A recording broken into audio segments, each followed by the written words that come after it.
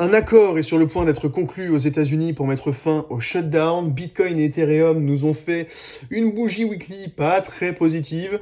Le Nasdaq et le Gold sont en train de reprendre du poil de la bête. Bienvenue à tous les amis, j'espère que vous allez bien. On se retrouve aujourd'hui pour une nouvelle analyse sur Bitcoin, Ethereum, le Nasdaq. On va faire également peut-être un petit point sur le Gold parce que les choses qui se passent sont assez intéressantes à mon sens. On est le 10 novembre 2025 et c'est parti. Avant d'entamer sur Bitcoin, les amis, je vous propose qu'on regarde rapidement ce qui se passe sur le Nasdaq. Alors le Nasdaq qui vendredi nous a fait une petite frayeur puisqu'on a eu une très belle bougie bien rouge qui s'est fait quasiment en totalité ravaler sur la soirée donc de vendredi. D'accord. On a trouvé un appui sur cette trendline qui nous suit depuis le mois de mai donc de cette année. D'accord. Un touchpoint, un deuxième touchpoint, un troisième, quatrième, et là c'est le cinquième, d'accord, sur cette trendline, ok.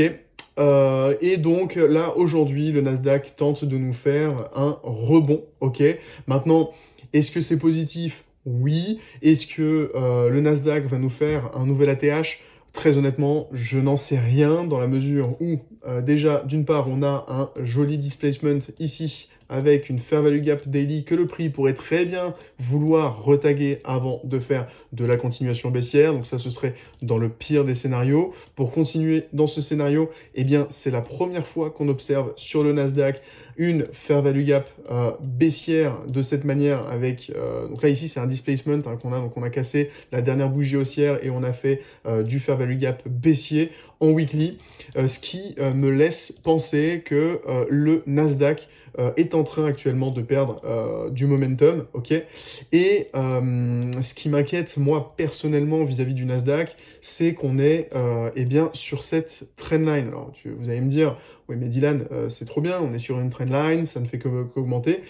Oui et non, dans le sens où quand le prix monte de cette manière-là en escalier, eh bien on laisse derrière nous des zones de stop évidentes que le marché peut aller, dont le marché, en fait, tout simplement, peut se servir pour prendre du jus et baisser, tout simplement, violemment, d'accord. Donc si, à un moment donné, on a un gros stress move sur la macroéconomie, potentiellement une tension commerciale, une guerre, encore une fois des tarifs douaniers, etc., le Nasdaq a potentiellement suffisamment de jus ici pour aller défoncer tout le monde, d'accord.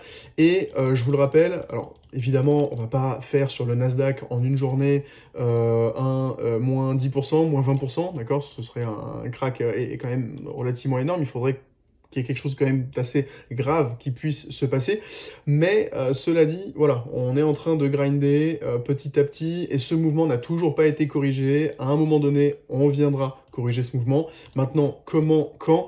Eh bien, ça reste à suivre, ok. Côté du gold maintenant, alors le gold qui nous a fait une belle tentative et qui est toujours en train de nous faire une belle tentative de break et de bottom ici. Donc je vous l'avais dit il y a quelques semaines, j'avais sorti une vidéo sur le gold, je vous avais dit qu'on était sur des niveaux qui étaient relativement intéressants et on a ici pour la première fois depuis la chute un creux ascendant, d'accord, avec un breaker, ok. Ici, on a bien créé notre breaker avec notre petite zone de fair value gap. Si le gold veut continuer à monter, eh bien là, pour le coup, on est sur une très très belle zone de bottom. Si potentiellement on venait à casser, donc à s'affranchir de cette zone-là, eh bien ce serait excessivement bullish pour le gold, et donc ça voudrait dire qu'on a envie d'aller chercher de nouveaux horizons. Je vous le rappelle, hein, les amis, côté gold, on est en weekly et en monthly excessivement bullish. D'accord. Pour moi, là, le travail, il est terminé. On peut très bien considérer qu'on est sur une zone de bottom. Bien sûr, si le prix ne vient pas taguer cette fair value gap, tout simplement pour faire de la continuation baissière, ok, c'est possible, hein, on peut très bien faire hop, tag, et ensuite on repart.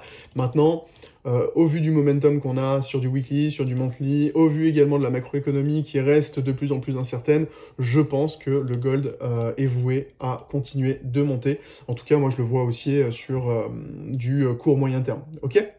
Concernant Bitcoin, les amis, donc comme je vous le disais en début de vidéo, on a clôturé une bougie weekly pas très rassurante sur Bitcoin, je vous montre, elle est juste là. puisqu'on a clôturé dans cet order block daily, d'accord, et en dessous, finalement, la résistance qui avait été maintenue à plusieurs reprises, une fois, deux fois, trois fois, quatre fois, cinq fois, six fois, et donc là, voilà, on a cassé cette résistance-là, d'accord. Et voilà, tout laisse à penser que le rebond qu'on est en train d'avoir sur Bitcoin ici, donc en daily, donc là, hop, je vous le mets, n'est tout simplement qu'un retracement pour pouvoir aller taguer, eh bien, potentiellement, cette zone-là des 110 000, ouais, entre les 109 et 110 000, pour aller potentiellement chercher un peu de liquidité avant de repartir. Je vous le rappelle, les amis, sur Bitcoin, on est dans une dynamique baissière depuis la prise de cet ATH, d'accord.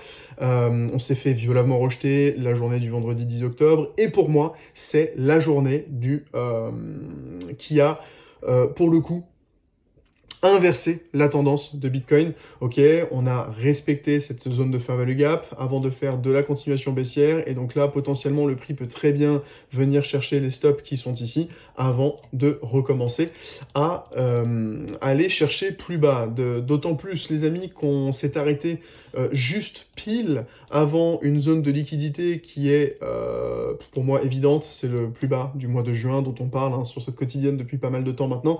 Voilà, on s'est arrêté juste avant. Voilà, ce qui m'invite vraiment à penser que la Bitcoin est tout simplement en train de se foutre de nous, à vouloir retaguer potentiellement des gens qui ont shorté ce mouvement et qui ont mis leur stop ici, d'accord, avant potentiellement d'aller plus bas. Si Bitcoin a tout simplement trouvé un bottom ici, ce qui pourrait être le cas si jamais on a des bonnes nouvelles, potentiellement, j'y crois pas du tout, hein, mais si Bitcoin veut être bullish, eh bien il faudrait tout simplement s'affranchir de cette zone-là, créer ce qu'on appelle un breaker, retest, et ensuite repartir potentiellement vers de nouveaux ATH. Concernant Bitcoin, pareil, au niveau des inflows, on a eu des outflows sur la journée de vendredi, donc de 558 millions de dollars d'outflows. Donc voilà, encore une fois, on a encore des institutionnels qui se dérisquent et qui ne sont plus intéressés par Bitcoin, d'accord.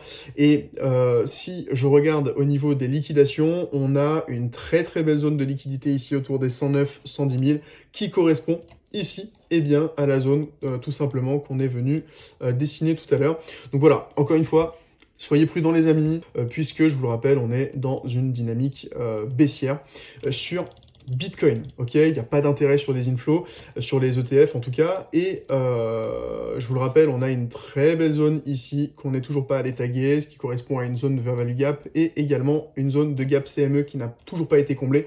Voilà, donc encore une fois, tout ça, mis bout à bout, je me dis qu'il y a potentiellement des intérêts pour certains institutionnels, certains acteurs, à venir chercher le prix un peu plus bas pour se repositionner eh bien, à l'achat. D'accord. Côté Ethereum, on est eh bien, un peu sur la même configuration. Ethereum a cassé sa dernière zone de résistance. Donc alors déjà, on a cassé la trendline qui correspondait à ce canal de compression qui est ici. D'accord. Donc on l'a cassé pour de bon, pour la première fois depuis la prise de la TH. Ok. On a créé également une belle zone de fair value gap weekly, d'accord, que Ethereum est en train potentiellement de fermer ou pas, on n'en sait rien pour l'instant, le prix est en train de courir. En daily, eh bien, on vient à l'instant de taguer cette zone-là, donc qui couvrait, hop, cette zone-là, on vient de la taguer, qui couvre cette zone de fair value gap daily, d'accord. Donc là, potentiellement, si Ethereum est bearish, il peut avoir très bien fini le travail pour pouvoir aller chercher plus bas, d'accord. Il est 12h45 à l'heure où je tourne cette vidéo, et je vous le rappelle, donc Ethereum nous a fait ici, pendant le week-end, un breaker, ok. Donc là, on a eu un breaker en H4 avec une très belle fair value gap, d'accord. Potentiellement, s'il est bullish et qu'il veut aller chercher un peu plus haut, il peut très bien s'appuyer sur cette fair value gap pour aller chercher cette zone-là, d'accord. Pour moi, on n'ira pas chercher plus haut, très honnêtement. Alors, je peux me tromper, hein, évidemment, mais voilà, on a toute cette zone-là là, qui est potentiellement une belle zone d'intérêt pour aller déloger les stops qui sont ici, d'accord. Et pour potentiellement faire de la continuation baissière. Ok. Les targets sur Ethereum, les amis, on est, comme je le disais, comme je le dis depuis pas mal de temps, on a une très belle zone de fair value gap ici, qui n'a toujours pas été revisitée. Ça peut être potentiellement une belle zone de bottom si le prix est toujours si le cours a toujours tendance et vocation à aller vers le haut, d'accord, pour pouvoir repartir. Mais à mon avis, il le fera pas avant. Moi, ce qui me laisse penser ça, c'est que, voilà, pareil, un côté des inflows, Ethereum a connu également sur la journée de vendredi des outflows, 46 millions. Et si on regarde les liquidations sur CoinGlass, eh bien, voilà, on a des clusters de liquidation ici, 3007 et 3008, d'accord? Entre 3007 et 3008, ce qui correspond, les amis, à, hop, tout simplement,